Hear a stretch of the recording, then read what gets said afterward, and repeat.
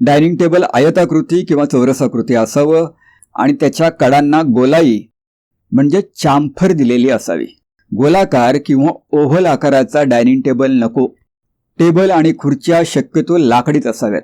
Dining table beam खाली येणार नाही याची काळजी घ्यावी. जेवणाची प्रतिमा आरशात दिसली तर अन्नधान्याची बरकत होते असा समज आहे. त्यामुळे बरेच लोक डायनिंग टेबलच्या लगतच्या भिंतीवर भला मोठा आरसा लावतात. ती भिंत पूर्वेची किंवा उत्तरेची असेल तर ठीक, पण ती भिंत नेमकी दक्षिणेची किंवा पश्चिमेची असेल तर त्या भिंतीवर बसवलेला हा आरसा घरात येणाऱ्या अत्यंत शुभ अशा प्राणिक आणि जैविक ऊर्जांचं परावर्तन करेल.